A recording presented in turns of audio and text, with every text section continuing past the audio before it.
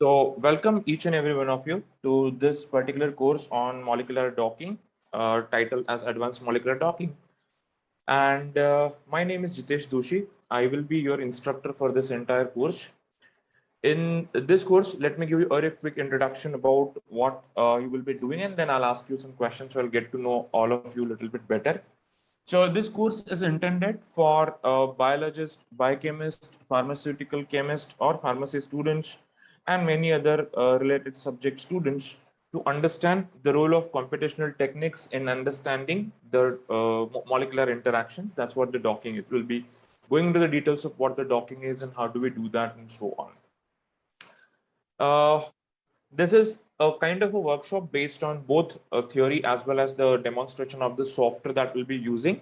So you can also perform the hands-on sessions along with whatever material will be given for practice, so that you should get an confidence. What that is the goal at the end of this workshop, to get a confidence in using these tools fluently whenever you need to understand any aspect of the molecular interactions. With this, there are few instructions at the start I would like to give. First of all, I know that many of you may be new to this particular subject, and the subject is very vast. There are a lot of different things that we need to consider.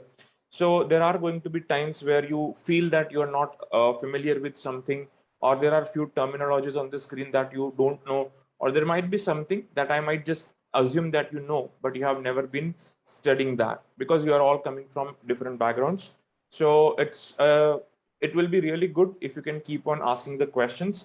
Ask as many questions as you want, as you can. That will make this session much more interesting, interactive, and fruitful to each and every one of you. At the end of this, you should feel confident about using these tools on your own whenever the need be. The basis for this is going to be some freely accessible open source tools. We're not going to use any commercial or high-fi tools as such. So the basic requirement is that you understand basic of chemistry, basic of biology, and you understand basics of computing, everyday computing, how to edit files, how to save it in different format. For questions, okay, there is a question. Should we unmute our mic or message you? Well, unmuting is really good because you cannot always explain the question in the short message. So you are expected to unmute. So you can just use the option raise hand. As soon as you raise hand, I'll pause so you can unmute yourself and you can ask your question absolutely. Or if you feel that it can be answered later, or it's just something related that you want to put on record and maybe answered later is fine, then you can put it in the message as well. So as soon as I get to that, or I stop talking about what I'm discussing, I will answer that also. Both are absolutely fine. All right. So yeah. So as I mentioned, the goal of this workshop is to get your basic understanding from biological and chemical sciences to the computational sciences and understand how they can be related.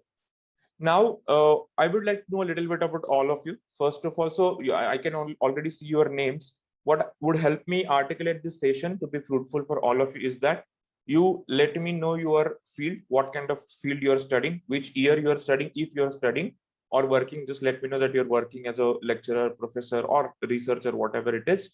And along with that, also give yourself kind of how much understanding you have about molecular docking, so that I know whether I should start from the basics or directly jump into the advanced stuff as it is titled. So you can rate yourself in molecular docking from 1 to 5, 1 being you do not know anything about it, 5 being you have used it at some point in your work or so on. So just kindly do that, each and every one of you. Just give me your subject, year, and your rating in understanding of the doc. So I'll articulate it so that everybody will be uh, able to utilize this platform in a much better capacity. So do that quickly.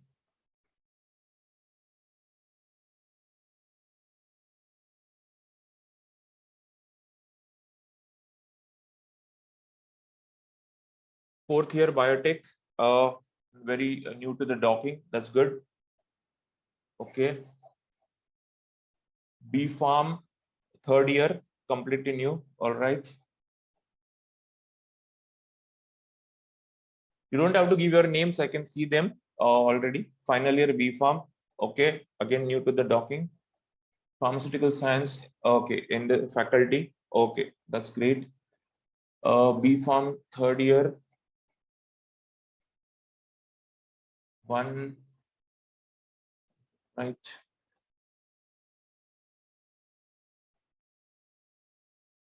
New to the subject, BTech, Biotech, rating 3, all right. B Farm final, some understanding,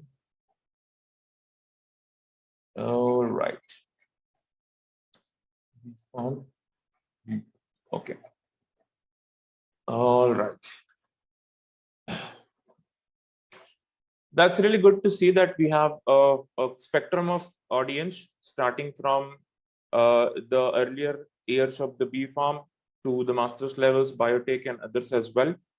And most of you, I can see, majority of you are at the beginning of this particular topic. So definitely, I'll be starting with the basics itself, and like we'll talk about each and every aspect of this process so that you understand and don't miss on anything. All right.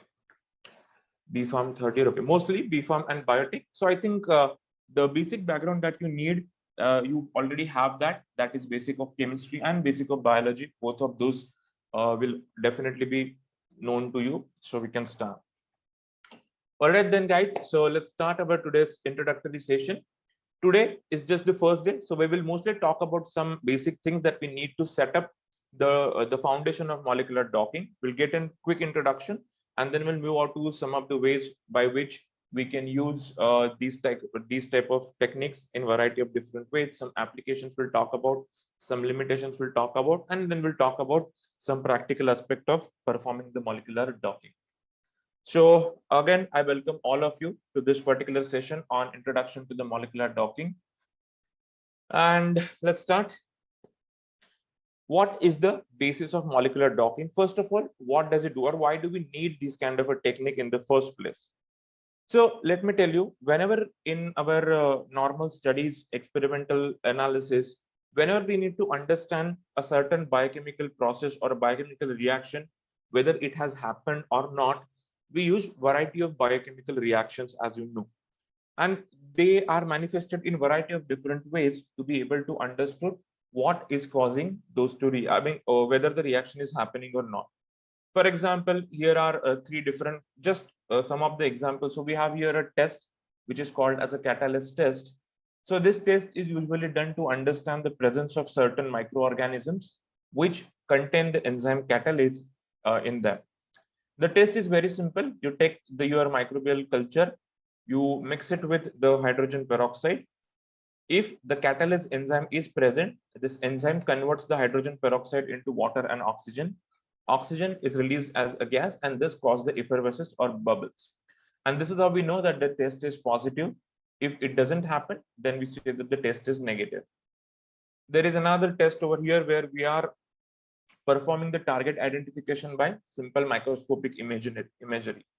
So in this case, you can see that we are using a very specific inhibitor for a target, and to understand that target is present, we can see the cells before the treatment and after the treatment, and we can see there will be a huge change in the morphology depending on what kind of target has been chosen. So microscopic imagery is another way of identifying these things. Then we have simple reactions like, for example, ligand binding assay, in which we perform the assay or titrate it by different concentrations and mix it with the required reagents. And if the binding happens, then there are some indicators, some markers, which will tell us whether the reaction has happened or not. The color intensity can also tell us sometimes about at what extent the reaction happened. So these are just few. There are many other biochemical reactions that we do on a day-to-day basis to understand whether the molecules that we are expecting, they have interacted with each other or not. Ultimately, no matter how do we manifest these reactions as a macroscopic form, ultimately the basis for each one of this reaction to really happen in nature is exactly the same. That is the molecular interactions or molecular recognition. We'll talk about this process, which is very relevant to the molecular docking. What is happening here in this first case? There is a catalase enzyme which is capable of converting hydrogen peroxide to water and oxygen. So when we put a large amount of this hydrogen peroxide with the culture, the hydrogen peroxide molecules, they will go and bind to the enzyme in their substrate binding site. The enzyme will convert them into or break them into the water and oxygen. That is what the chemical reaction will happen. So the molecular interaction here is very important. If these two molecules are not able to interact with each other, you will not see the result of the test. Similarly here, when you are using a selective inhibitor for a certain target, the molecule goes and inhibits the protein. That means it inhibits the enzyme in its activity. Thus enzyme is no more active, and it causes it to cause a change of physiology, which will result in the change in the morphology of the cell if it is an important part of the cell's morphology. And here also ligand binding, as a for example, what happens when the ligand is binding to a certain target or its receptor, that will release inactivate the protein in some way, or maybe release some product. Ultimately that will be identified by some other indicators, and that will give us this colors. So no matter what we see in the outside, at the basis of this is the molecular interaction. That is the basic chemistry that happens. So the thing is that if we can understand these chemical reactions in their structural form or at the level of the molecular structures, then we will be able to estimate these interactions well before we have to perform these experiments. So the molecular docking works on the principle of the molecular recognition, and that is why we use this. So molecular docking is an kind of alternate way of identifying whether the given two molecules interact with each other or not. And these can be a variety of different types of molecules, but mostly it is used to understand the interaction between the biological macromolecules and the small molecular ligands or other biomolecules. So that is the main domain in which this technique was developed for.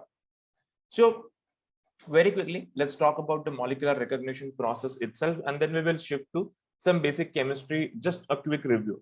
But at any point, if you feel that something is not familiar, let me know. We can discuss that in more details or in an elaborate form, and then only we will go ahead. So as I mentioned, for molecular docking to be understood, we need to understand the underlying process of molecular recognition. As you know, in the nature, in any system which is consisting of molecules, all molecules are always in a constant state of motion, what we call as a Brownian motion. And any cellular process only happens when there is an interaction or a recognition of one molecule by other molecule as its partner.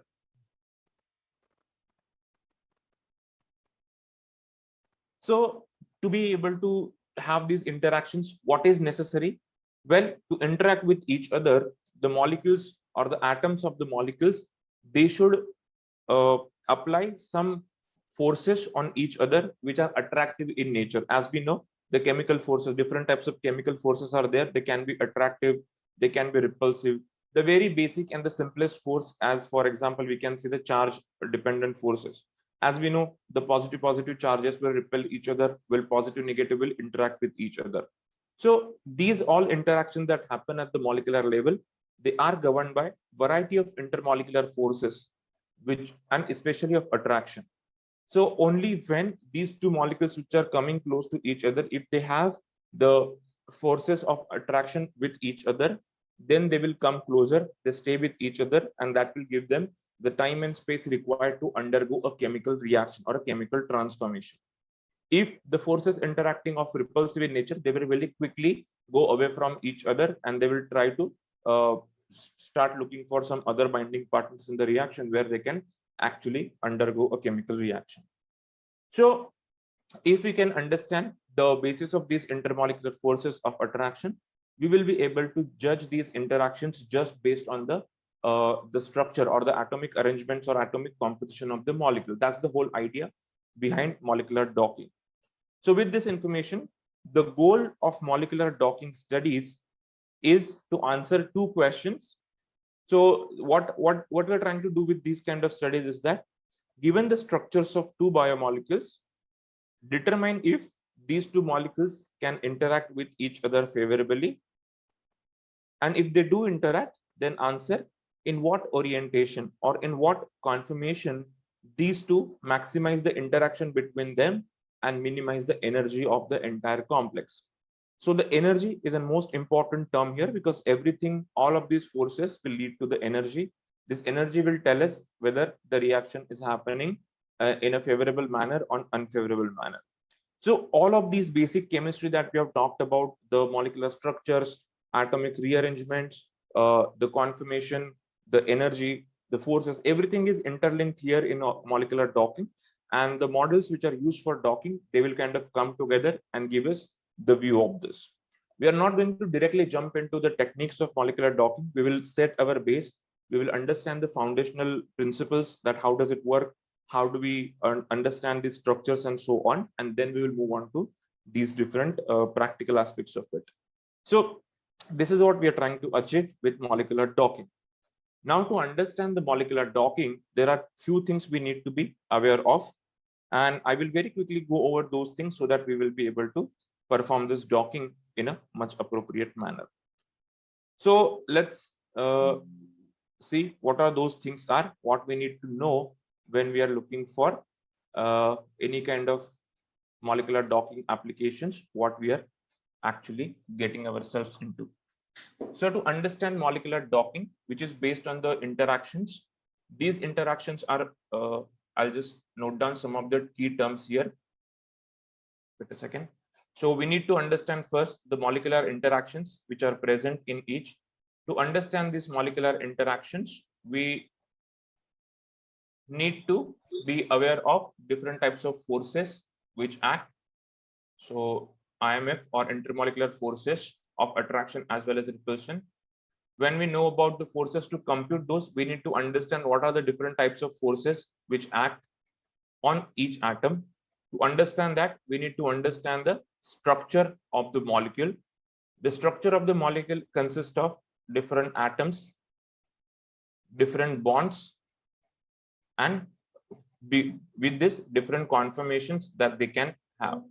So these are the key terms of the basis of structure we need to understand to be able to see where it comes from. So based on the atoms, bonds, and conformation, we can understand that what kind of forces they will be able to exert on other molecules or other atoms in the vicinity. And then if we know the forces, we can compute the energy. If we know the energy, we can understand the chemical reaction happening. So that comes from the basic thermodynamics, that how we can understand the energy and the chemical reaction which is happening over there. So our the agenda will be to first understand the molecular structures properly, understand what do they mean and what are the key aspects of the energy, how it is related to the energy, and then going forward, understand the biological systems and their structure and their role. Once we understand that, then we will look at the interaction between these two systems, that how do we generate these kind of models. So molecular docking is a very elaborate technique, and it can be applied to variety of different types of systems. And it can understand variety of different types of interactions which happen in the chemical system. So when we talk that, okay, these interactions are governed by the intermolecular forces or intermolecular interactions, what are these different types of interactions that happen and what is the basis of those? Well, there could be variety of different processes that happen at the chemical level. Some of the most important interactions you might have studied in your basic chemistry is that we have weak van der Waals interactions, which can happen, which are non-bonded in nature and can happen between different atoms. Hydrophobic interactions, when we have any hydrophobic atoms, they can have these interactions.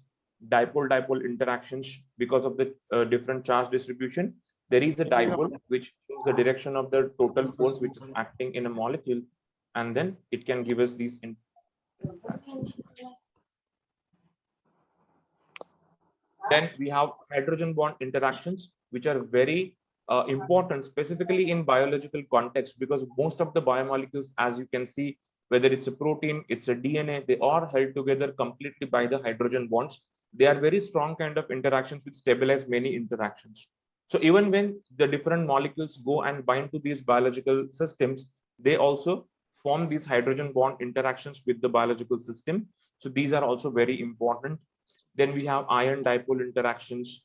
So different charge ions can interact with the dipole of a certain molecule and interact with it to generate some forces, thus contribution to the energy. Same way we have ion-ion or ionic interactions. and we have covalent interactions, which are the strongest of all of this listed here. So here, as you can see, these are listed in increasing order of their strength. Van der Waals are the weakest, while the covalent are the strongest of the interactions. So covalent interactions, as you know, they are formed when the two atoms, they share their electrons, or their orbitals are overlapping, and that forms an extremely strong connection between those. So these are some of the type of interactions which give rise to a certain chemical reaction that happens. It need not always be the formation or the breaking of covalent bond. It can also be a non-bonded interaction which leads to the certain transformations. So in the most common type of molecular docking, we usually don't talk about the covalent interactions very commonly, but we do talk about rest of the other type of interaction. So given two molecules, we try to understand how many of these attractive interactions are possible between the given two molecules, and based on that, what would be the binding energy of these two systems, so that we can understand its favorability for a chemical transformation or chemical reaction. So these are the things we'll be discussing in this course, that how these are computed, what are the different models, and how do we relate it to the binding of the molecules. In biomolecular systems, the contribution of hydrogen bonds is very important. They are very prevalent, and you can significantly see how they interact with a variety of different systems and compute those also very easily. So what exactly are these interactions? Well, we know about hydrogen bonds. I hope everybody of you know, but still, if you're not aware, those are simplest bond which are caused because of the charge distribution and the partial opposite charges on different molecules. Like even if you look at the simple water molecule or water as such, so you will see that entire water all the water molecules are bound to each other or held together with each other through the series of hydrogen bond interactions. So as you can see here, water molecule has hydrogen, oxygen, hydrogen. Because oxygen being electronegative, it will pull the electrons more towards itself. It will have a partial negative charge. Hydrogens thus will have the partial positive charge.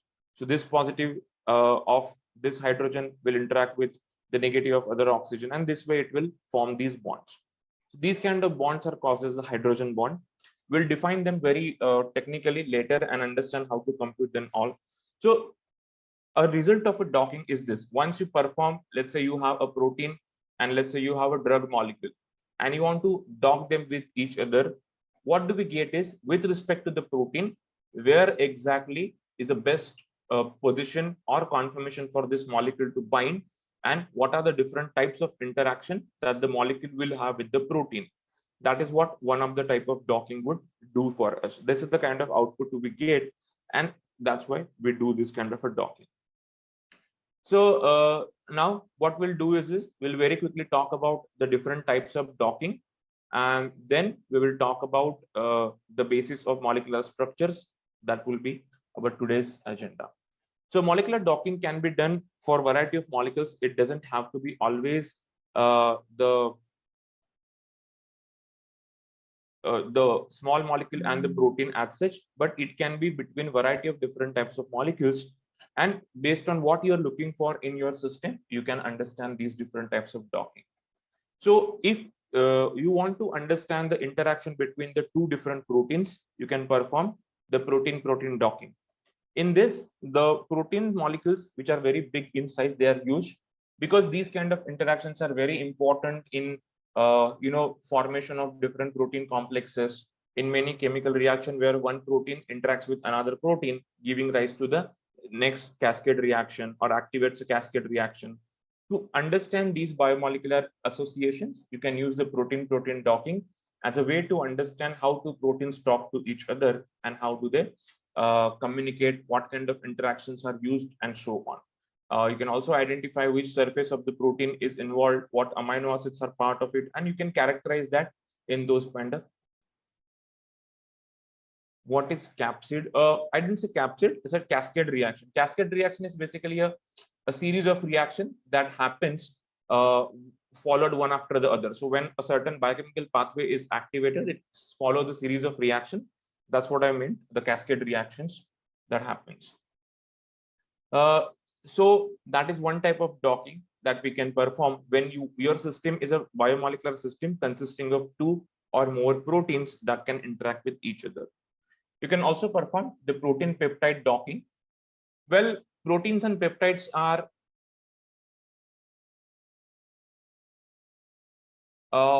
proteins and peptides are kind of similar type of molecules. Both are made up of amino acids, but the difference is that protein is a complete large folded structure that acts as a functional unit, while peptides are very short stretches of amino acid which may interact with the protein as their ligands, as their modulators, and so on. So to understand the interaction between them, what we do is a protein peptide docking. You can also understand the interaction between the proteins and small molecular systems like drug molecules, inhibitors, modulators, or so many other types of molecules are there for which you want, or there could be chemical probes, there could be metal ions. So you want to understand their interaction with the biomolecular system. You can use the protein ligand docking. This is the most common type of study for which the docking is used to understand the interaction between the small molecule, which could potentially be the useful drugs, and their interaction with the proteins, which are the targets for different diseases.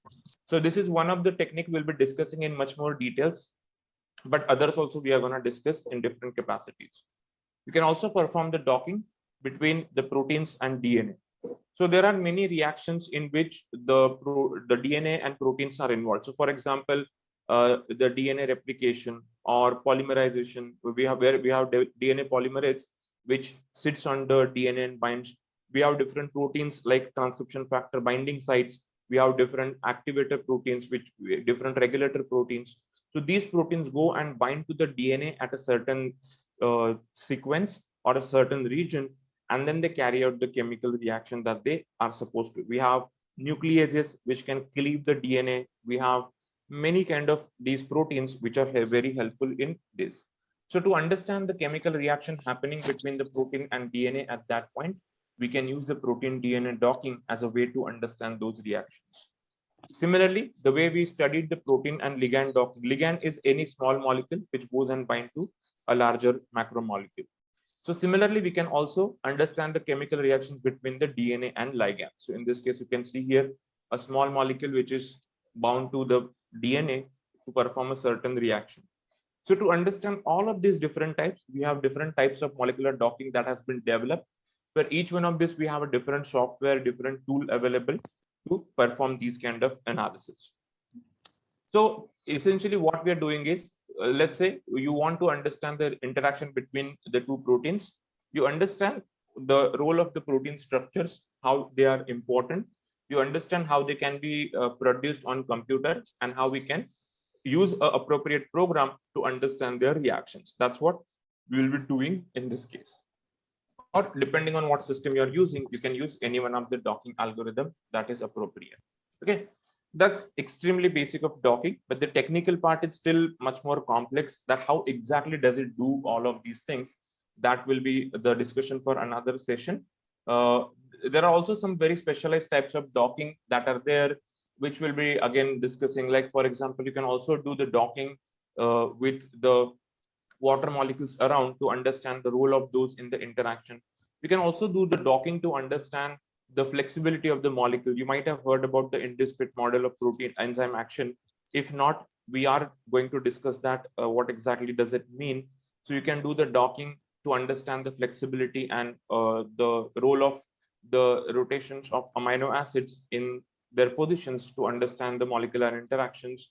We can also do the metal ion docking, which are very useful if you want to use some metal complexes as a way, or there are a variety of proteins in our body which contains metal ions in them. To perform their docking, we have very specialized forms of docking. All of these different types ultimately do the same thing.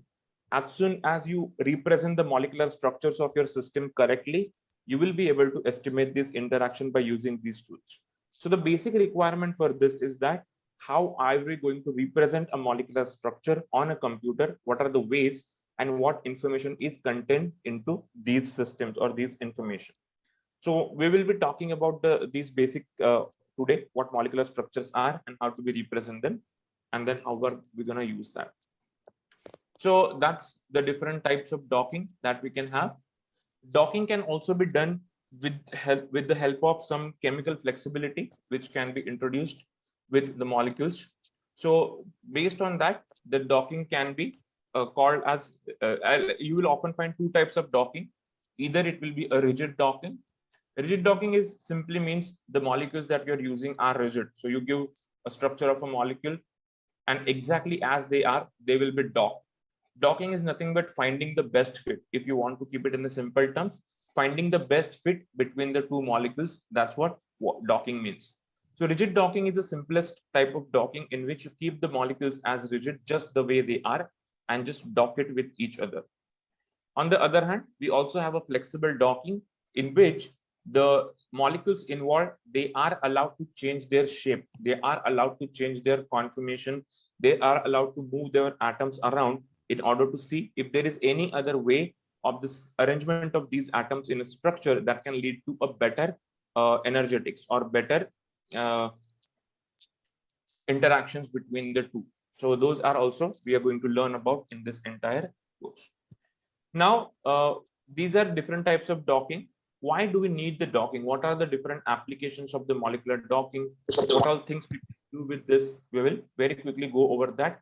And then let's start about the representation of the molecular structures on computational platform. Molecular docking has been there for some time, and its applications can range in variety of ways in many domains of the biological and biochemical sciences. The basic application I already told you, the goal of the molecular docking is to determine the lowest free energy structure for the receptor and the ligand complex, to understand in which form the two molecules will interact so as to have the lowest energy of binding. The molecular docking can also be used to search the database of molecules and rank them for lead generation. So this application comes from the most important field, which is drug discovery. So to discover the new drug from the molecules which are already available in the databases, we can simply apply this application or this software to find out which molecule has the best possibility of being a lead in our drug discovery study. So that can be used.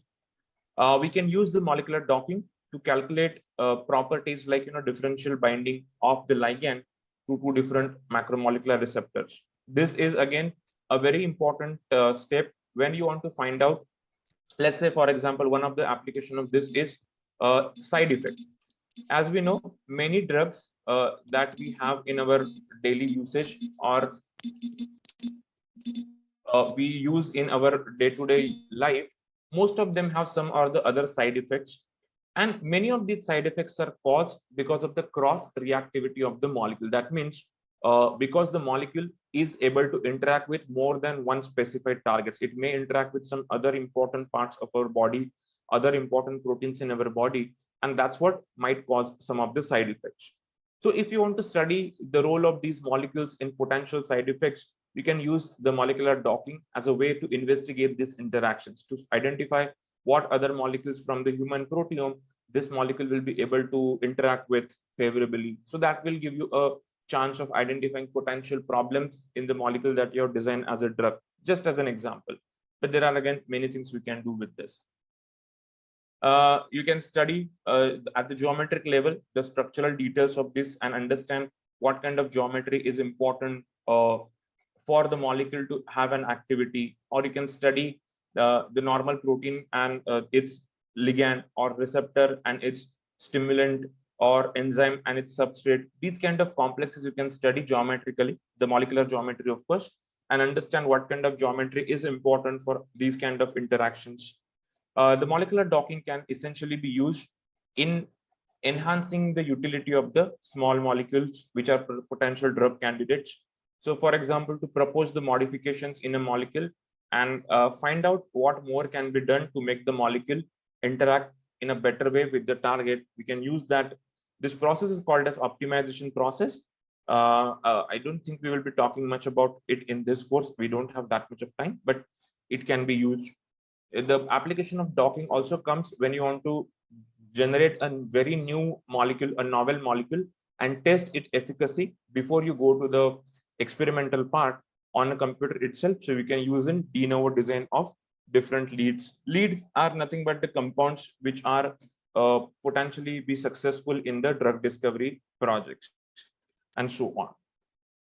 A library is just a library of, actually it's not the library design, rather we can use it for library screening, so that if you have a library of compounds that you want to screen for the better activity, you can screen them. So these are some of the areas in which the docking can be very helpful. There are many applications of docking, and there are many systems which have been studied very well with the help of molecular docking. There are many drugs which are come into the market with the molecular docking studies in initial role, so that you can use it in variety of different projects. So with this, I'm going to talk more about molecular docking, but later. Before that, I wanted to make sure that we understand the molecular structures properly, and then we will talk about what kind of software will help us in each one of these studies. All right, let's go to the next presentation.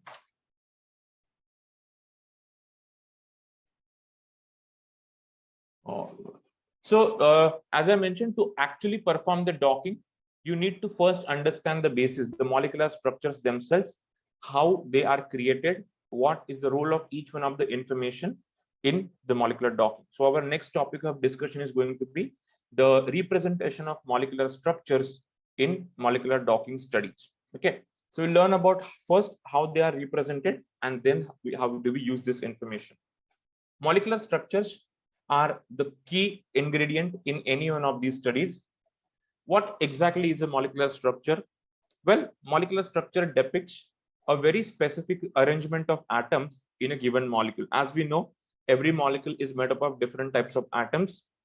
Every molecule is represented in a certain geometric form, because that's how the chemistry happens. We may talk about this chemistry a little bit in detail. So structure of a molecule is nothing but a specific arrangement of atoms in a three-dimensional space. So for example, when we look at the water molecule, we write it as chemically H2O. We know that it contains 2 hydrogens and 1 oxygen. But in three-dimensional space, when these atoms are present in reality, the oxygen is present and it is connected to hydrogens at a certain angle. So it forms a chemical structure in which there is a certain distance between the atom of oxygen and hydrogen, what we call as a bond length. A certain bond length will be there. Then these hydrogens are directed in such a way that they form a certain angle between these two bonds, what we call as a bond angle. So to define a molecular structure of water, we will need 3 things: the definition of all the atoms involved, the bond lengths between every pair of connected atoms, and the third is the bond angle between every pair of bonds which is present, consecutive bonds which is present. So these 3 things can help us draw the structure. But in this case, the let's say, for example, we have another molecule, let's say H2O2. Now in this case, how exactly the structure is? So for example, we have an oxygen attached, and let's say we have hydrogen attached. Okay, for example. Now this is a very simplistic linear representation, but what are the bond angles, what are the bond lengths, that will determine how they are arranged. But in this case, now that we have 4 atoms, only having these 3 components is not enough. We also want to identify something that is in 3D space, because angles are 2D geometry. They only can tell us in 2-dimensional plane how the things are placed.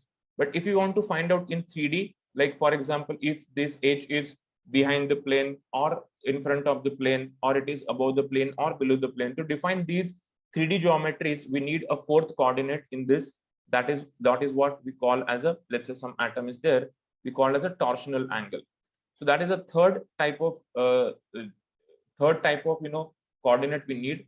So torsional angle, just for those who are again new to this term, or it's also can be complementary with the dihedral angle. So when 4 atoms are connected to each other, the first 3 atoms, they can create one geometric plane, 2D. Next 3 atoms can have another geometric plane, and the angle between them is called as torsional angle. Essentially, what it shows is that in 3D, what are the positions of each one of the atom, and that's what we need. So for any molecular structure to be defined, we need these components. Very quickly, I'll go over this again, because I'm not sure how many of you have studied all of these in detail.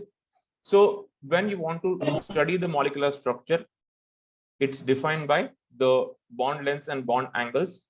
Then, I mean, those are the four things that I talked about, and these are the few properties which we associate with the every molecular structure. It tells us about all of these properties. They ultimately will, based on the type of atoms present, their charges, we can understand the bond polarity, which also is very important. And in three-dimensional, they can attain different configurations or different conformations based on the torsional angles that we talked about. So when you want to define a molecule, you want to say that this is the structure of a molecule, you need to give all of these different things associated with the structure. Only then you can say that's a complete molecular structure. Now, why do we have these different angles, different lengths, different polarities? Well, that is because of the chemical theory that you might have already studied, that how do the atoms are made up of, what kind of electron orbitals they have, how do they hybridize with each other, how do they cause the repulsions, electron repulsions, and this form a very certain structure. So that discussion, I don't think I should do it right now. I hope all of you are familiar with that.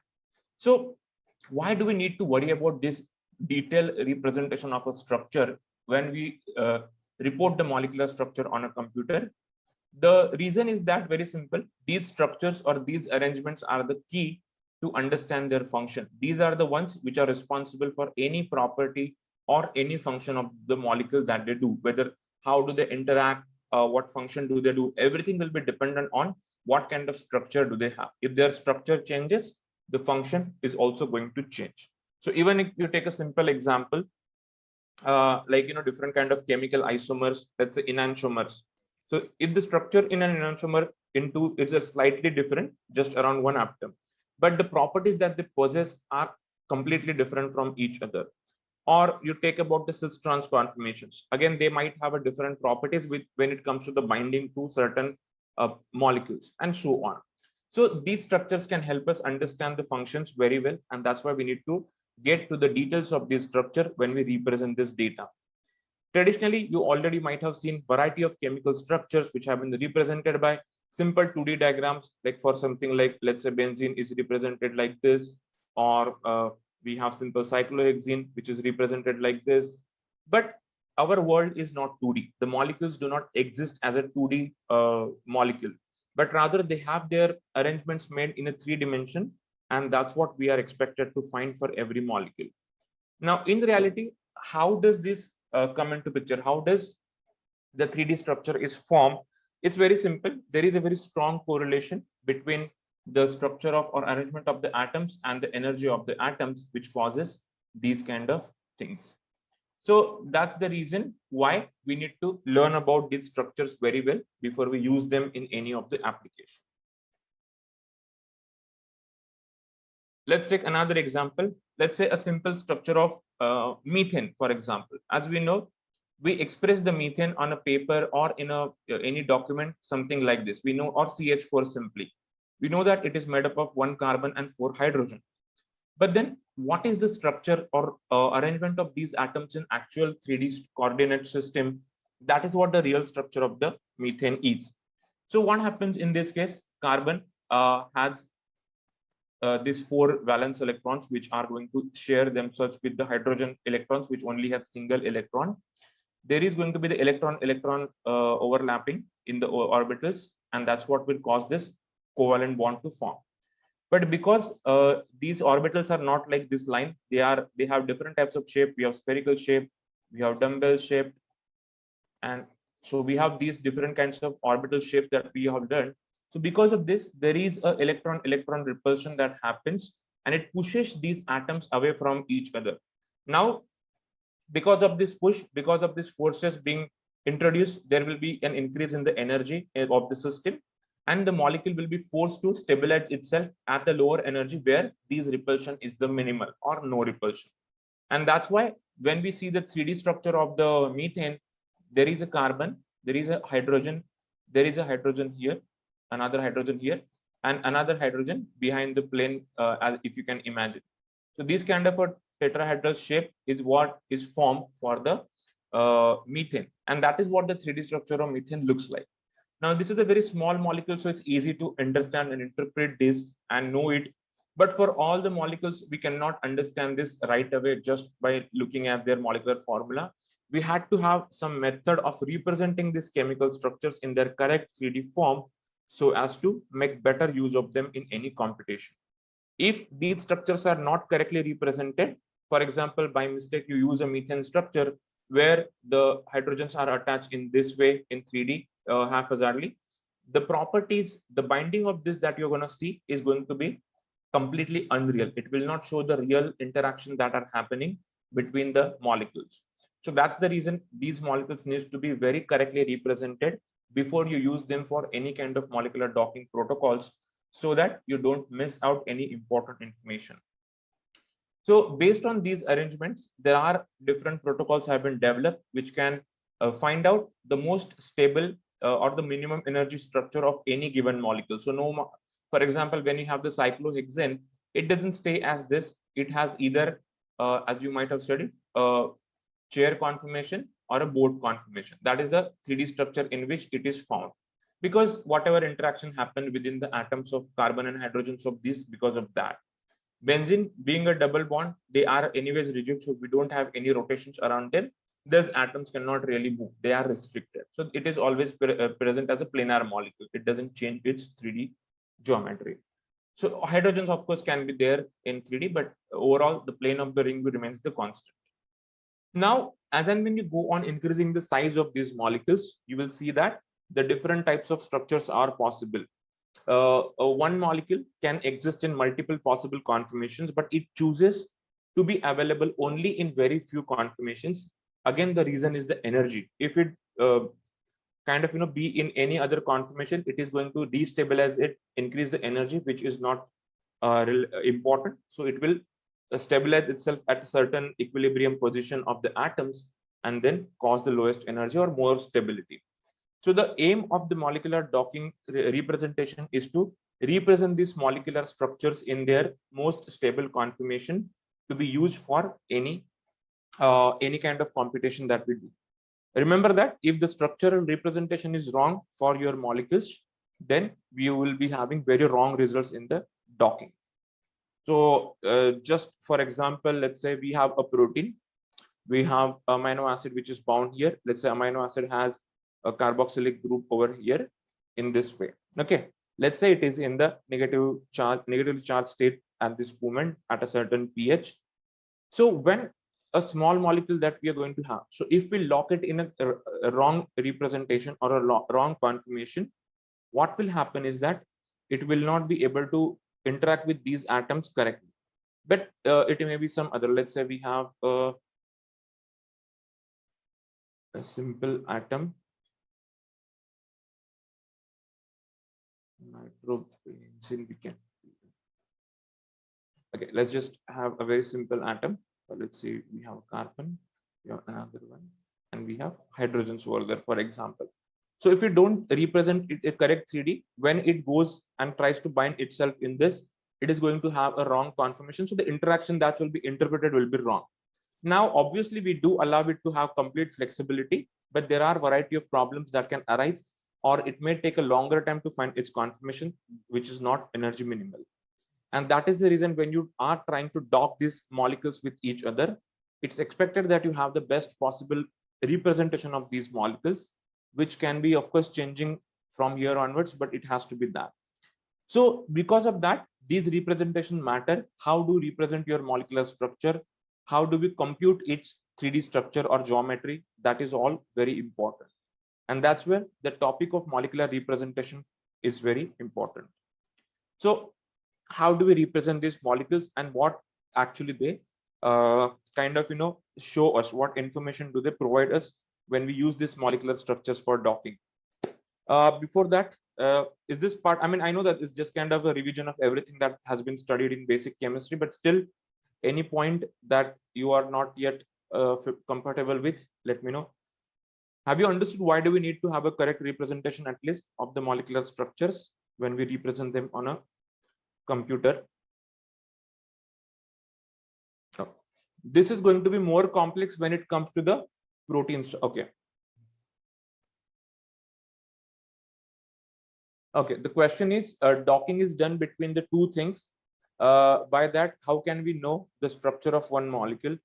Well, for performing the docking, we have to first know the structures of both the entities involved.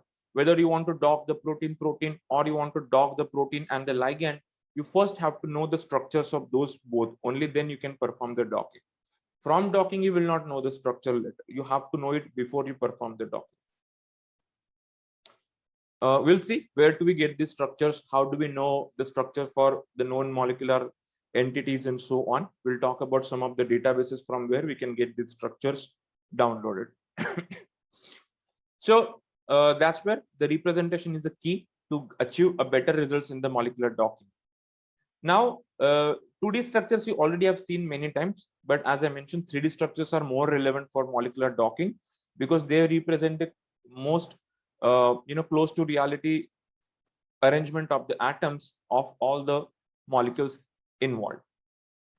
The 2D structures, why we use them? Usually we use them because they are extremely easy to manipulate, very easy to do the calculations on, but they are far from reality. So these are the different levels of representation of molecular structures. First is a simple nomenclature. So we can represent it by certain name. In this case, phenylalanine.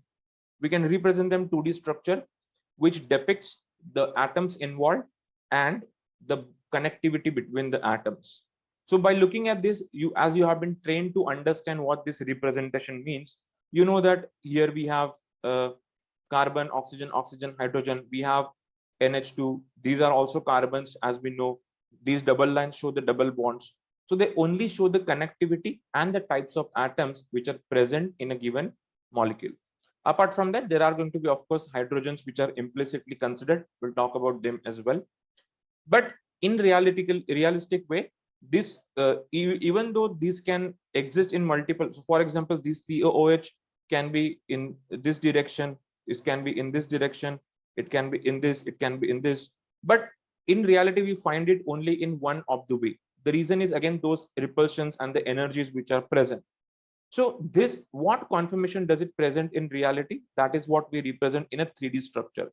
It tells us every atom's position in the three-dimensional geometric platform, and it tells us what will be the conformation that we are looking for. This is just again a simplified representation of the molecule. We know that these stick means that there is a bond. These tips of the sticks means that there are the atoms. But a more realistic view of looking at the molecular structures is by using the surface representation. What the surface representation does, rather than showing this in a cartoonish or some simplified way, it creates a molecular surface. As we know, every atom is going to have the electrons orbiting around it, a cloud of electrons. They are going to overlap. So this overlapping causes of, as you can see, a sphere of influence, as you can imagine. And that is what the real structure looks like of a molecule, because that entire area, even though it may have a vacuum for large space, it still is under the influence of all the subatomic particles which are present. So the molecular surface tries to represent that entire view of the molecule, which makes it easy to visualize what kind of interactions are happening, whether there will be an repulsion between the atoms and so on. So all of this is represented by this. So these are the different levels at which we can represent the molecules on a computer based on our requirement. For biomolecules like proteins and DNA, the 2D structures are not possible because they are extremely big structures. It's very difficult to lay them down flat as a 2D structure. So often they need to be represented in 3D surface, 3D structures or surface representation only. So that is how we represent the structures. But how this information is given on a computer to the software? How does the computer read this information or data about the structure of a molecule? So this information is provided to the computer or a software in a form of coordinate system or a form of coordinates. Again, as I'm assuming here, most of you are familiar with what a coordinate system is. Coordinate system is a geometric system to place any entity in a 2D or 3D space or even multidimensional space in different ways. So we usually are familiar with our XY coordinate system, which used for plotting the data and all, which shows us that the position of any or any one of the entity or a data point in X and Y coordinate. But our universe, as I mentioned, is 3D. So we also have a third coordinate, which is called as Z coordinate. It explains the position of each atom in this particular 3D coordinate system. So if let's say we have a structure something like this, then the this particular atom is present in some 3D space, certain distance in negative x-axis, certain distance in this y-axis, and certain distance in z-axis. So all of these three values, they represent the position of this atom. And similarly, every atom is represented as a molecular structure in terms of its molecular coordinate or the coordinates of their positions. And that's how we represent this molecular structures. So these are a variety of ways through which we can represent the molecular structures on a computer. But for the sake of this particular study, we are only going to make use of the connection tables. We are not going to look at any other molecules representation as of now. So now here we have a certain molecule. Can someone identify what molecule is this on the top right corner? Does anyone know what kind of molecule is this?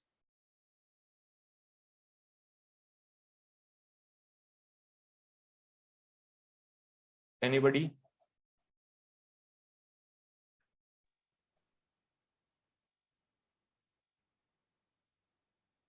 Acetic anhydride. Okay. All right.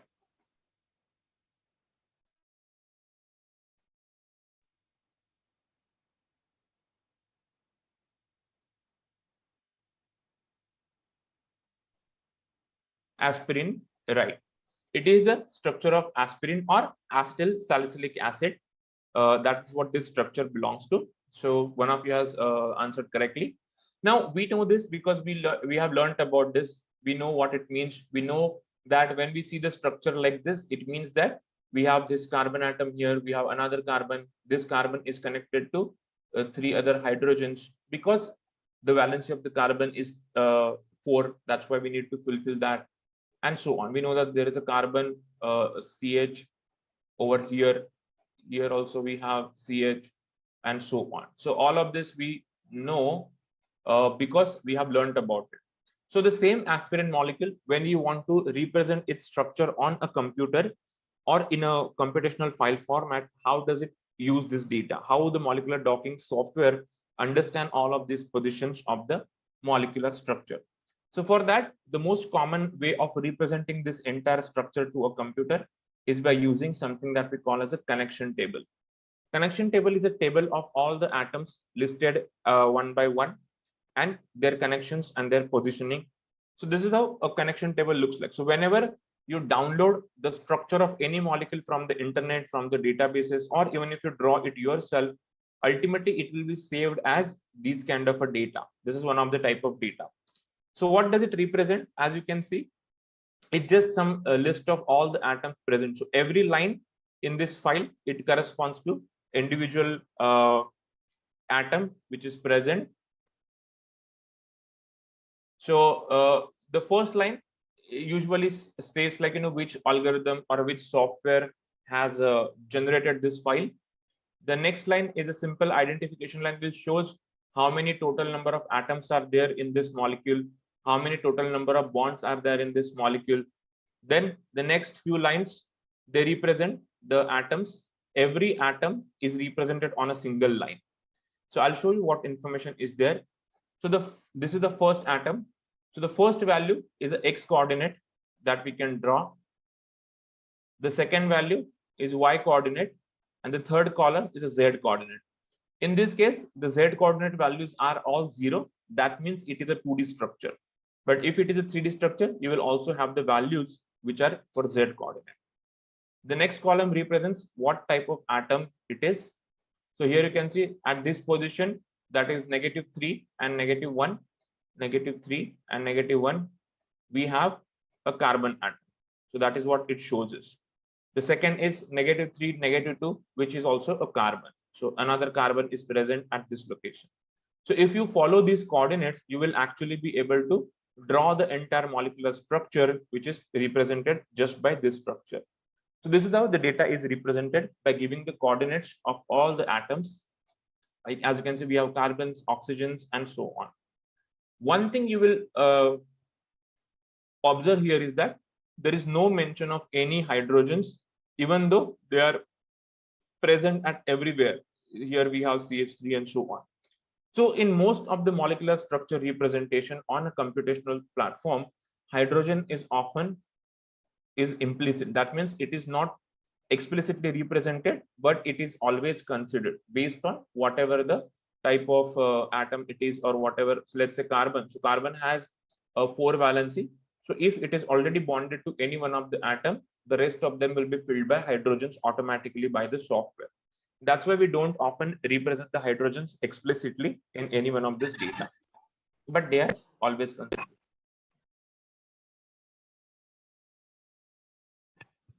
So after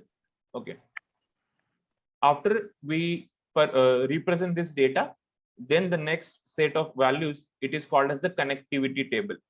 It shows us the connectivity between all the atoms. So just because we have placed these atoms in 3D space doesn't mean all of them are connected, right? Only some of them are connected to each other to show that this information is used. So here, the first column shows the first atom of the bond. So all the bonds are essentially shown here. The second column is the second atom of the bond. And the third column is the order of the bond. That is whether it's a single bond or double bond or triple bond and so on. So if you look at this structure, we can number this, let's say 1, 2, 3, 4, 5, 6, 7, 8, 9, 10, 11, 12, 13 different atoms which are there. So you can see between the atom number 1 and atom number 2, there is a double bond. That's why we see here atom number 1, atom number 2 has a bond of second order. That is a double bond. So this way, all the bonds are there. Now you don't have to manually write this information anywhere. I mean, it's just the way it is represented. You can simply sketch it just like we draw any other thing on a computer. We can just draw the molecule, but the way it will be saved, the way the information will be recorded, it will be like this. This is how it is shown. So if you want to do any changes, if you want to manipulate the files, you can do that in this file.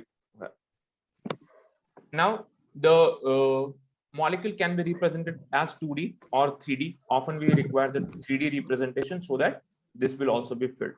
So this is one of the most common representation which is used to store the molecular structure data. And this this type of file which is represented here is called as the SDF file, or a structure data file. So this is one of the file format we'll be using to store the small molecular data. This is often easy for small molecules like drugs or compounds or inhibitors. But when the molecule reaches to a level of complexity like proteins and DNA, this is not enough. It's not going to be helpful to understand the entire structure. It will be very complex. So it has a further more details added as per the requirement. So this is how the representation of the molecule can be quickly done by a variety of file formats.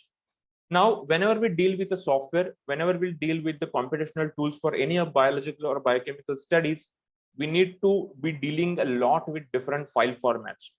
File format is a way of associating information to a certain type. Like for example, when we write a Word document, we save it as .doc. So .doc is an extension which tells the software that it is a document or it is a Word file. Or if you have a PDF, the extension of the file is PDF. It says that it is a portable document format. Similarly, when you want your software to understand these different data which you are recording, there are specific file formats that has been generated. One of the file format is SDF, which stores the data in this particular format. Each one has a different representation. As in our general case, also for same type of data, we can have multiple different formats. Same way, for molecular structures also, we have variety of different formats, file formats available. Like for example, for document, we can save it as a Word document. We can save it as text document .txt. We can save it as PDF. We can save it as ODF or open document format, and variety of formats are there. But ultimately, they all show the similar data. Does it mean that every file will be opened by every software? No, because .doc will only be opened by Microsoft Word. .pdf will only be opened by software like Acrobat Reader and so on. The same way, Even though the molecules can be represented in variety of different formats for the use on a computer, there are different tools for these kind of data analysis. Some of the tools can understand all the formats, some of the tools can only understand limited formats. So that's why a lot of file formats have been generated. For example, one of the format is called smiles. We have not discussed, we are not going to discuss this at all, but it is a very compact, a compressed data format. So it shows the molecular structure as a series of atoms connected to each other with some information embedded in that, like the types of bonds, the branch points, the rings, and all that. But that is for only 2D representation. It cannot show the 3D. The most common and the most widely used format is the SD file format, or the files often end with the extension either SDF or .sd. So this is how you should save your data so the software can understand it. And we already have talked about this. In this example, as you can see, the molecule name is aspirin. The software used to draw the structure is Marvin Sketch version 2013.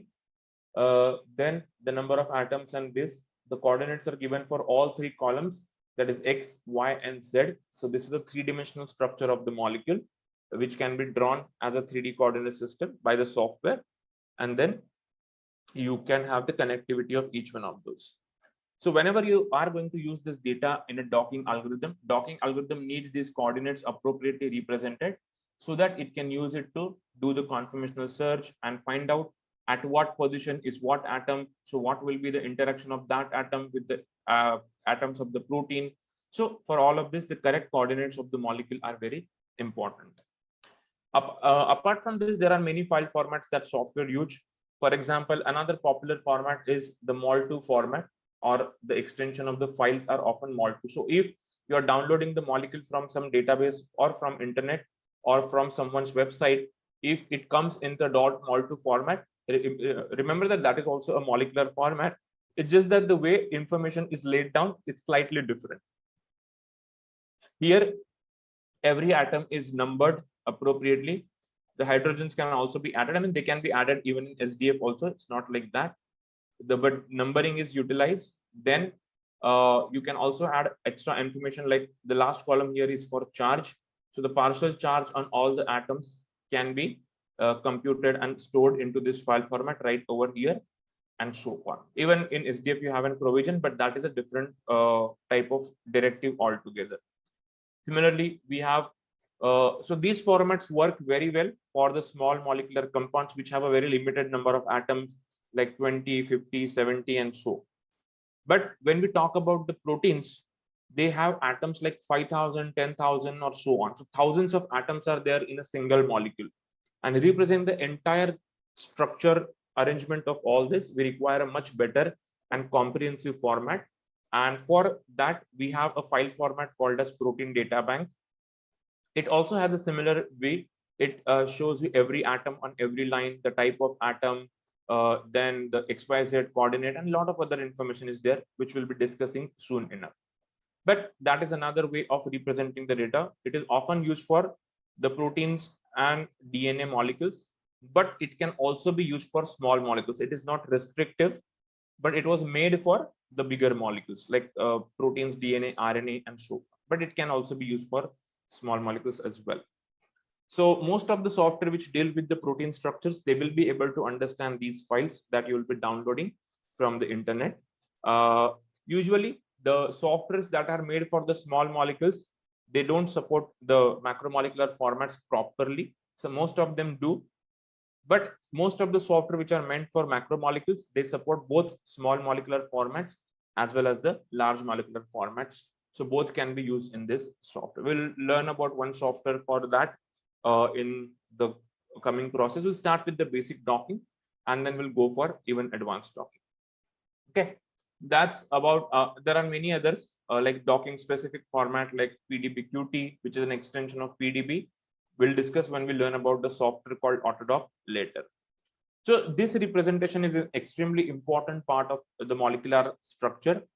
2D representation help, but they are not often recommended because they do not show the most stable form of the structure.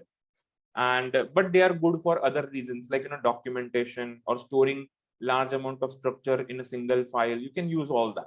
But when you have to do any kind of computation related to the energy, related to the interactions or the forces acting, you need to have very specific positioning, and that's why the 3D structure representation is required.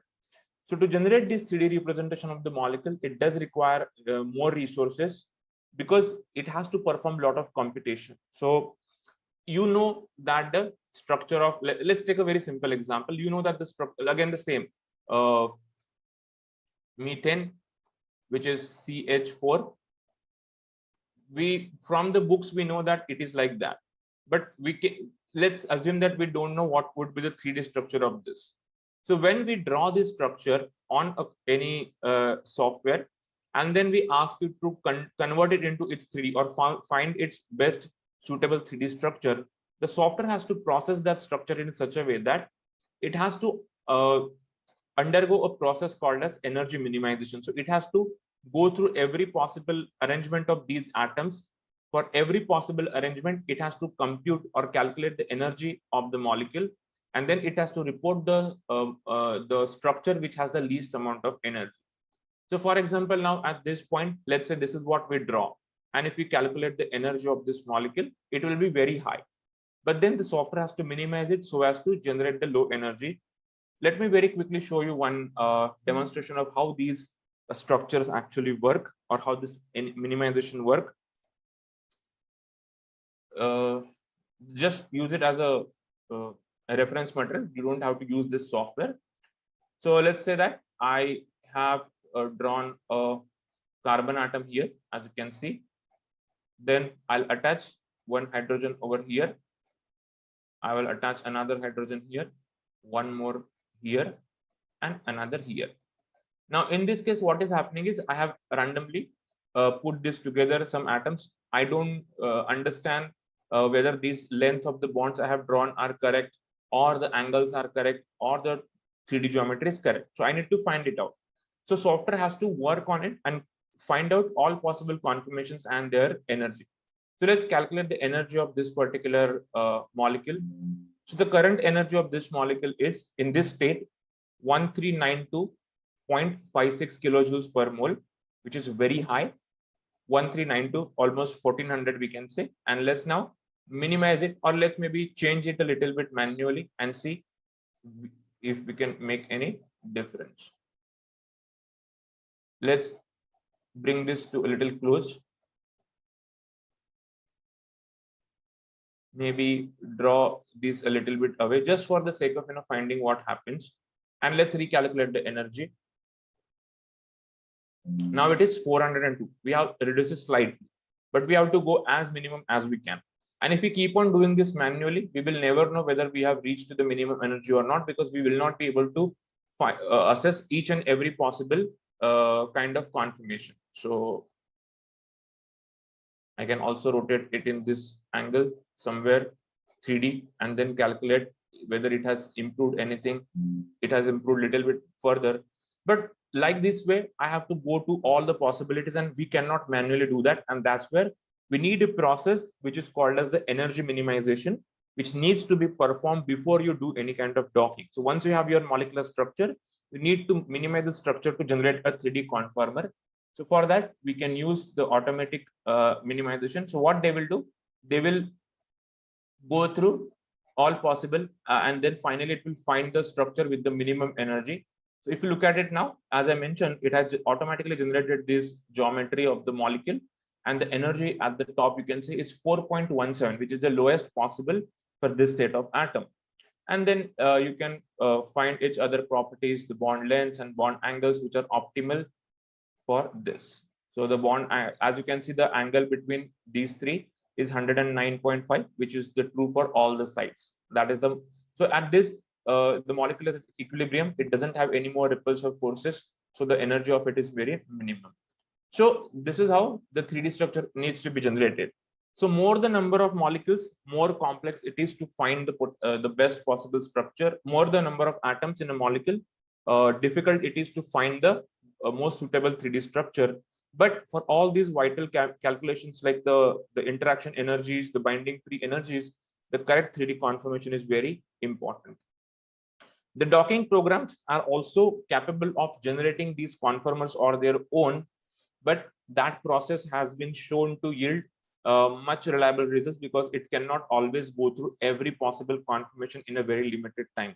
So it's better you do that process right before you do the docking, minimize the structure, make or represent it in a correct 3D way, and then you go ahead and perform your docking. That's how you represent the structures in 3D. So that's a quick way of getting the 3D structures of the molecules. It's very important to perform all of this analysis that we will going to perform. So now that we have seen how these small molecules are represented for the purpose of docking, we will see where do we get these structures? How do we know these structures of different molecules which are available that we want to dock? So one of the way is drawing these molecules on your own. There are many kind of chemical structure editing tools. You might have used tools like maybe the Chem Sketch or Chem Draw and so on, or Marvin Sketch. There are a variety of chemical structure drawing tools available online as well as offline, which we can use to draw the structure if you know. Or if you don't know the structure of a certain molecule, like a certain drug or certain phytocompound, you can go to a public domain databases from where you can download these structures. Today, we'll very quickly talk about one such databases which will help you download the structure of small molecular data for using in molecular docking. So that database is called as the PubChem. How many of you have used PubChem before in any of your work or in studies, in your practicals, anywhere? Have you used PubChem database to see the diagrams? Okay. Yes. 2 of you have used. Yes. 3. Yes. Okay. So yeah, many of you have used.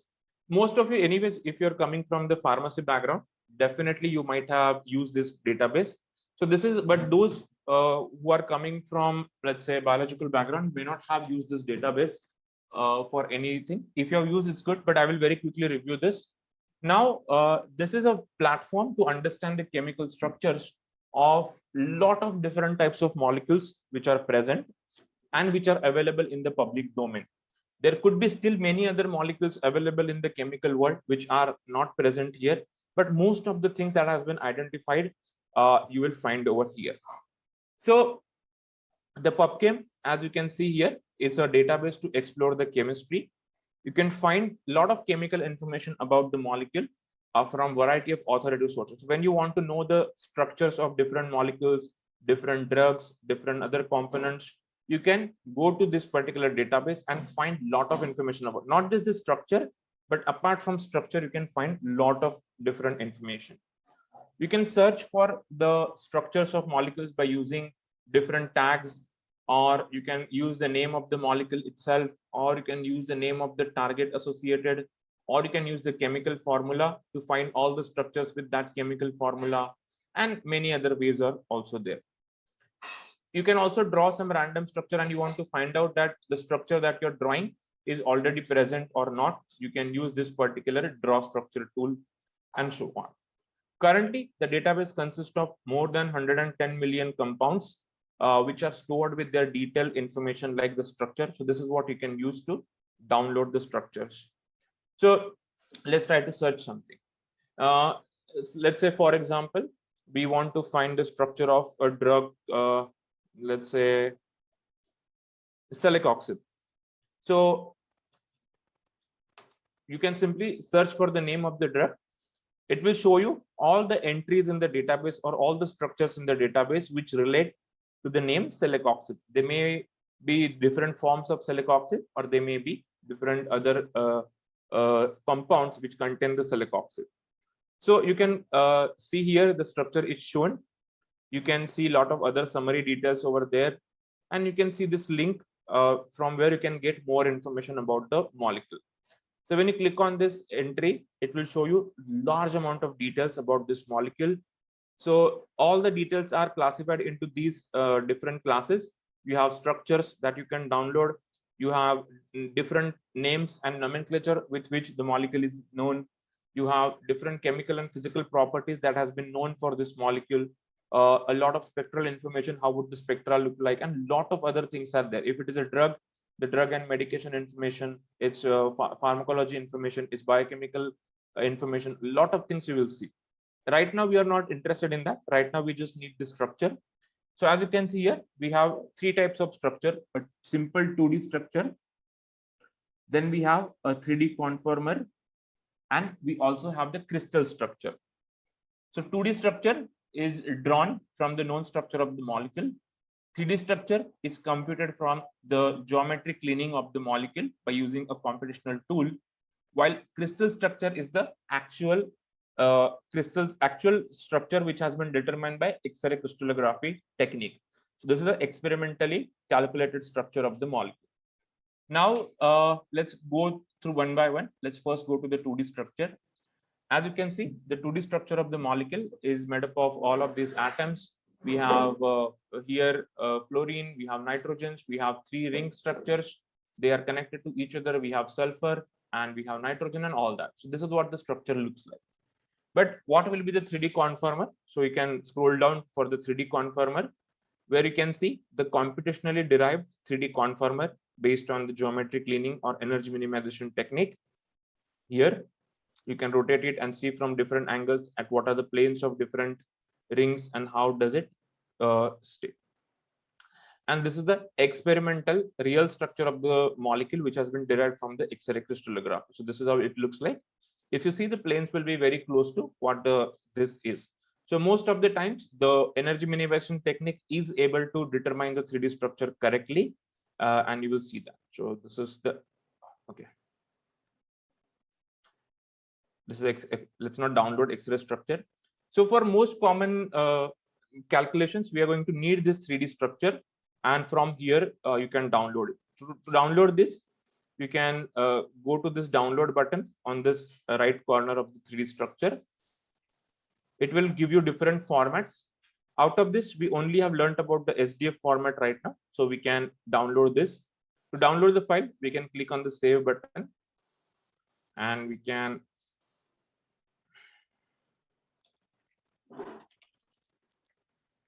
save it in one folder where we want our data to be saved. By default, the file name used is the unique identifier called as compound ID, which is given, but you can change that also. So this way, you can easily download the 3D structure of a molecule that you're looking for. You can go to the folder to see the file that is downloaded. It is in the SDF format, as you can see.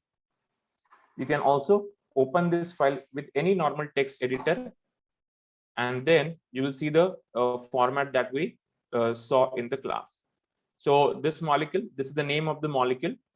The PubChem, what it does is, because of that, one molecule can be identified by a variety of different names, they give a unique identifier to every molecule so that we can identify that molecule just by its unique ID.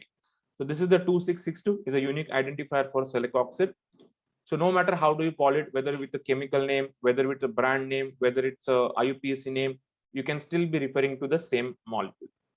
The software has been generated by, the software used to generate this structure, 3D structure, is called as OEChem. The molecule contains 40 atoms and 42 bonds. These 0 columns, they can be used by different software to record different types of data or different extra information that needs to be there. But the minimal requirement is given. We have X column, Y and Z, and the types of atoms present. We have the connectivity table showing, and below that, it can alternately have a lot of extra information that can be used. So here we have some other data from the database, like, the chemical physical properties are there, the diversity order, the charges on every atom are given here, and a lot of other things. The presence of hydrogen bond acceptor, donor, and a lot of things are there. But right now we are only concerned about the coordinates. That's what we need. So when you download this file, now it can be used for programs which understand molecular docking. Someone has raised hand. Any questions?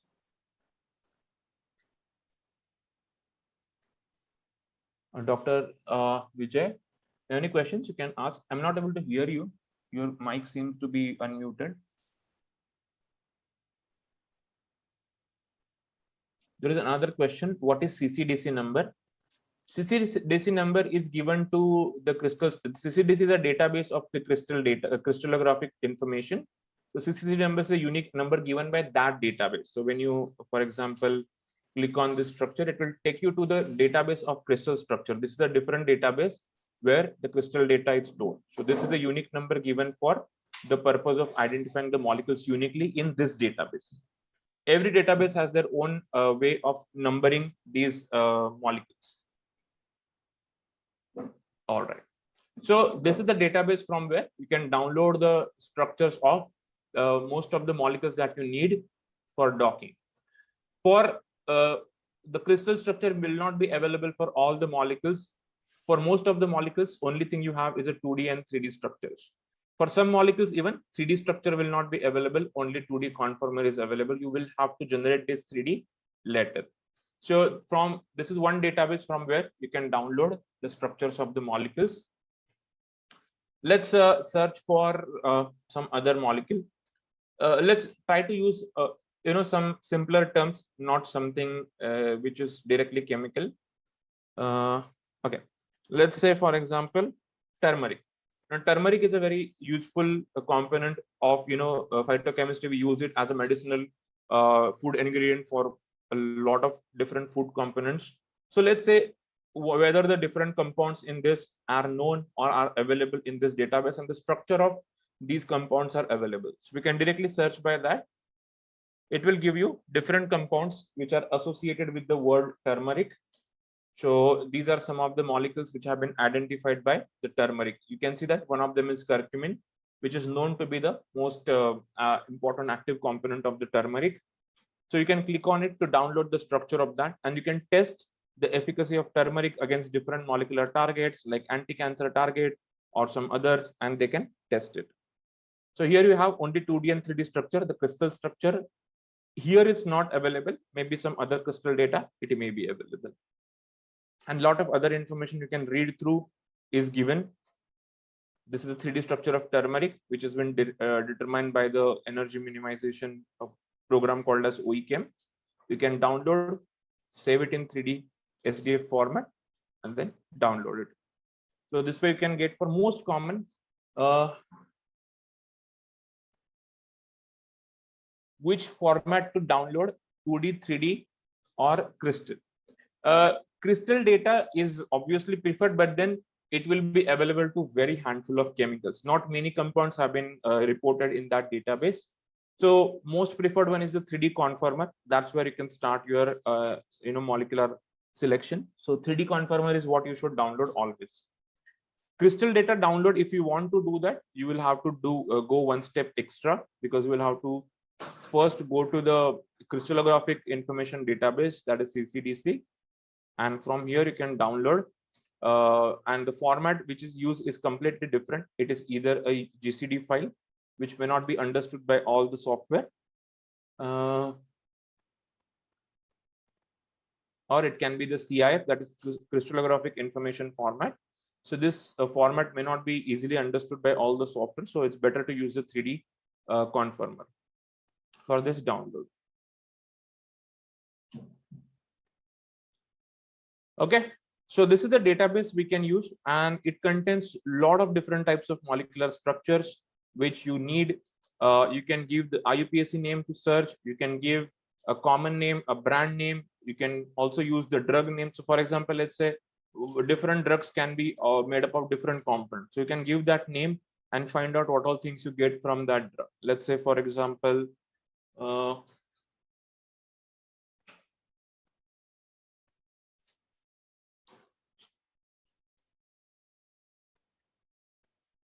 we can give name, a brand name maybe. Let's try with the brand name. Let's say, for example,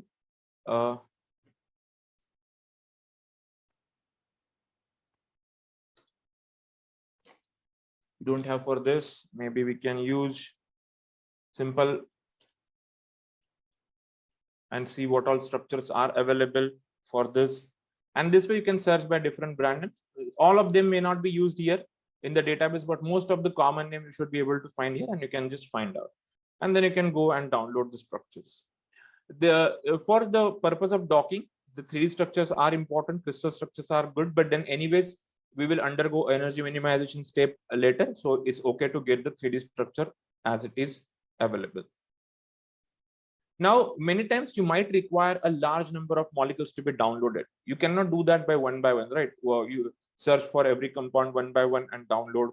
So the PubChem has given an in a facility where you can divide the entire database according to some classification schemes, and you can download a chunk of molecules together belonging to the same class. But for this purpose, you are expected to know what class of molecules you want to download. Whether you want to download the molecules based on their chemical class, whether do you want to download the molecule based on their targets information, whether you want to download the molecules by some reactivity, and so on. So this way, you don't have to go one by one, but all the molecules belonging to the certain class of compounds, you can download them all at once. So to do that, you can come back to the homepage of the PubChem, and there is an option called as browse data. So you don't have to keep on searching for this molecular information. You can go to browse data. This kind of options are available in all the databases online, from where you can gather the information which is pertaining to your requirement. So for example, here we have the molecules which have been divided into these different compound classes. We have some molecules belonging to agrochemicals. We have the molecules with the biological test results. We have molecules for which the pharmacology and biochemical information is available, and so on. But you don't have to stick to the same classification. You can change this entirely to your requirement. So here, if you click on the select classification option, you can see that there is another classification called as chemical reactivity classification.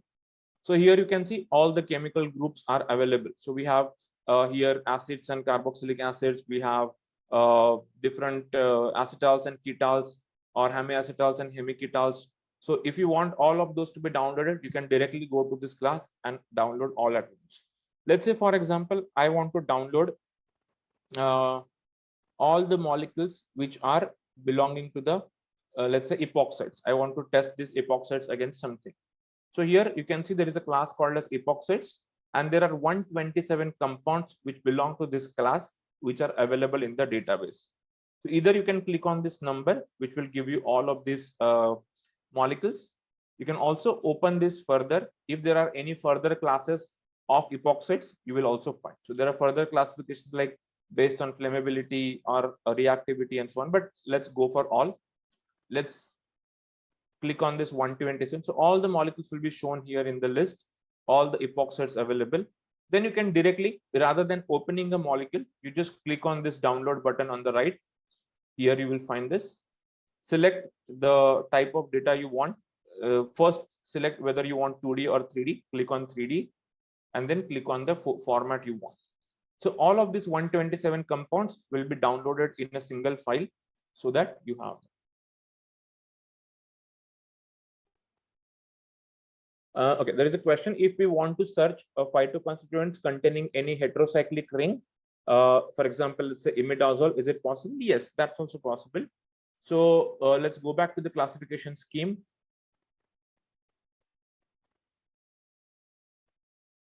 You can filter here whether you like, for example, you are looking for imidazole ring. So you can search if there is any category which is present.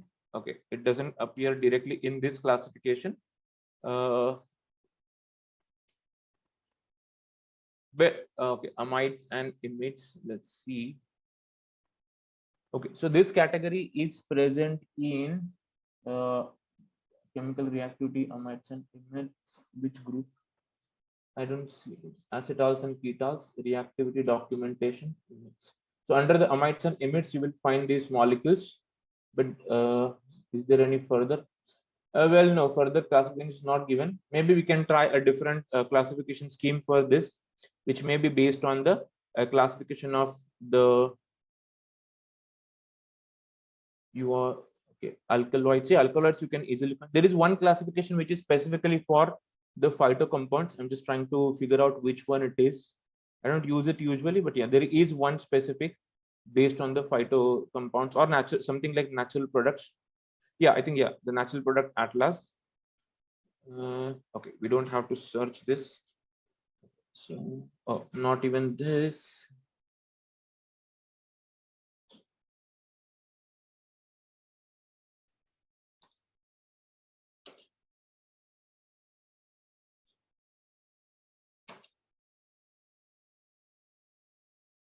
I think if searching won't help here. We have to just look for a very specific. There is a category. I just don't know which one, which category has that the classification. Okay, let's start with the KMID classification. Let's try to do that.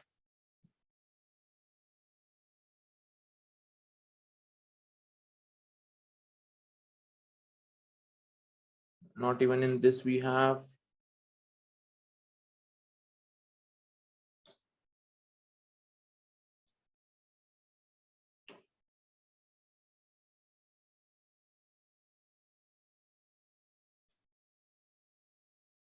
This is based on the biological targets. We don't need that. Synthetic polymer, no.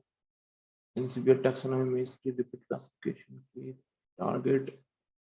No, I think I need to look into that a little bit more. That which category would contain that kind of a classification scheme or a class.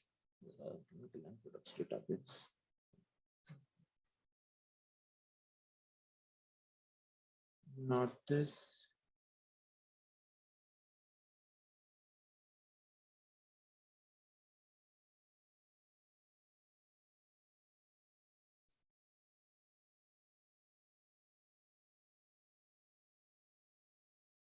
Okay, I'll just check that out and I'll get back to you, because there is some category from which you can get these kind of heterocyclic. Definitely there is a group for that, I remember, but I just need to know where exactly it is present. All right. So here you can use different classification schemes available. You can screen through them and see which one is appropriate. And all of the compounds will be downloaded just as a one group. So you don't have to keep on downloading each one of them manually. This also allows you to explore the similarity based compounds, but that we'll talk about later. So this is the simple representation of the molecular structure. So we will be using this SDF format for most of the common applications, and then we will convert it to other formats like PDB or PDBQT as per the requirement that we have for a software. So in summary, today we have very looked at what the docking actually means. Docking means nothing but simply finding the best chemical fit between the two molecules that we have at hand. For representing the molecules, we need to use the correct formats and the correct structures, 3D structures. If we don't have the correct 3D structures, we can always use the energy minimization to get the best structure before we use it for the docking. So that is the basis what we have talked about today, a basic foundation. Tomorrow, we'll discuss more about these structures, how to actually draw these different types of structures on our own, how to compute their properties, how to derive the energy minimum form, and so on, by using a free software called as Marvin Sketch, and then prepare these molecules for docking and get more details in the docking. And the next will be, so the first few days will be, understanding the chemical aspects as well as the biological aspects. So we'll also talk about the biomolecular structures, how they are formed, what are the principles of those, how do we represent those. And then once we know how to represent both the molecules, then we learn more about the docking. Okay, there is a question that is, can you explain cascade? Okay, cascade reactions can mean variety of different things. What I use that word in a context of the biochemical reaction. So when you look at the biochemical reaction, it happens as a series. For example, if you look at the glycolysis, so first glucose will be converted to glucose 6-phosphate by another enzyme. Glucose 6-phosphate will be converted into another biphosphate. Then it will be converted to something else. Then it will be split into something else. So this entire set of reaction, the entire biochemical reaction, it is referred to as a cascade reaction, because it only happens when the first step starts. So it's in a series. Yeah, exactly. It means that a reaction happening in a series once it acts. Or if you look at the signal transduction, you will see that once the stimulus is received by the receptor, it will activate as a series of reactions like phosphorylation, activations, and so on, to transduce the signal to the final destination. So these kind of reactions are referred to as cascade reaction. This subject is of how many hours? Uh, they have assigned me 1.5 hour every day, or whatever for total 15 hours. So 15 hours is actually very less, but let's see how much we can cover. Most important things will cover in this 15 hours. All right.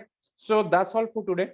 I hope that you have got an idea of what we will be talking about, how we'll be using this data.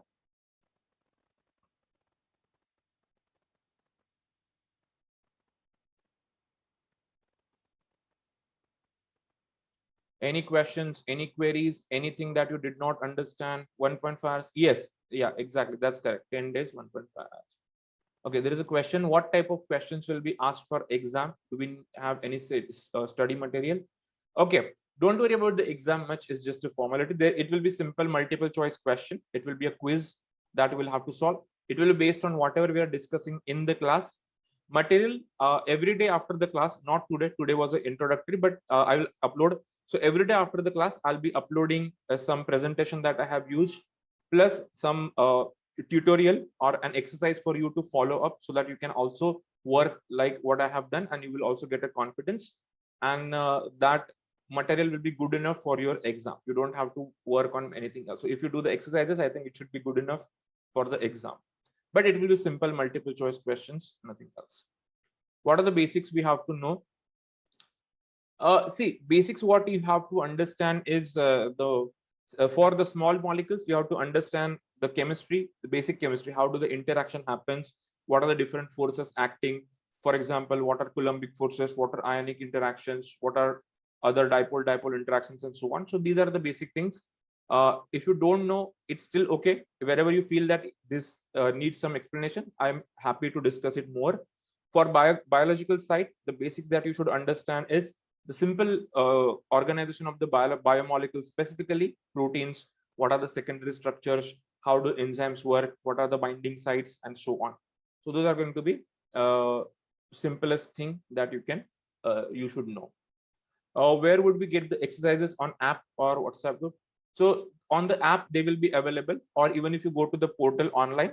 So for example, when you go to the app, just below this today's module, I will be adding the exercise and the presentation that has been used for today in some time. So right below the link to your class, you will find these exercises. Both on app as well as on online, you can find those.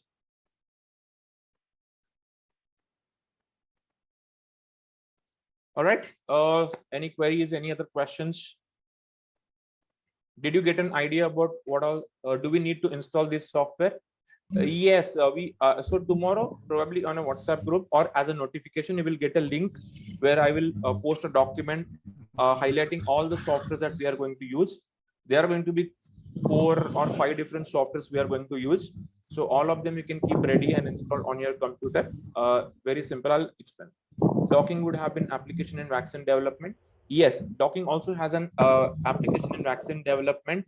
Specifically, if you are using, let's say, for example, like antigen antibody complexes you want to study, or vaccine as a target for the antibody, and so on. Those docking we can do. If or using the other biotherapeutics like RNA or DNA based vaccines, then docking is not that important, because vaccine works in a completely different manner.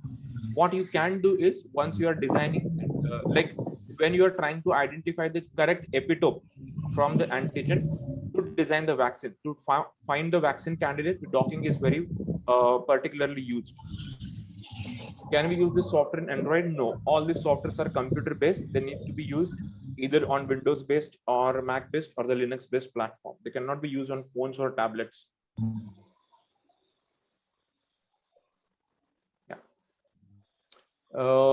Let me check. If the time permits, I might discuss the vaccine development, but I'm not sure. We don't have that much of time, hardly 10 days, so that's not enough. But yeah, to find the correct vaccine candidate, it is used. The way it is done is that you identify the antigen from the different bacteria or different viruses. Then you find the epitope. Epitope is that region of the antigen which actually interacts with the antibody. Different epitopes, you predict the epitopes, and then each one of the epitope you dock with the respective antibody, and then you can find out that which epitope has the highest affinity for the antibody, and that epitope can be used as a vaccine candidate. All right then, guys. Thank you so much, everyone. Let's stop here for the day.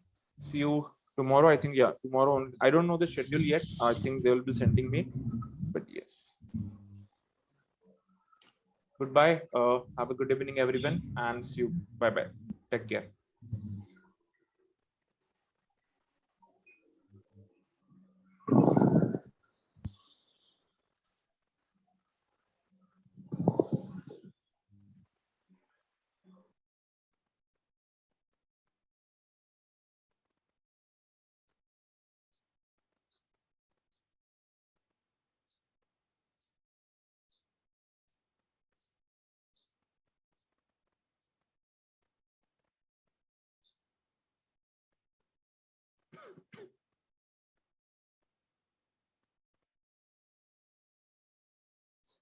All right, you're all most welcome, and we'll keep it going and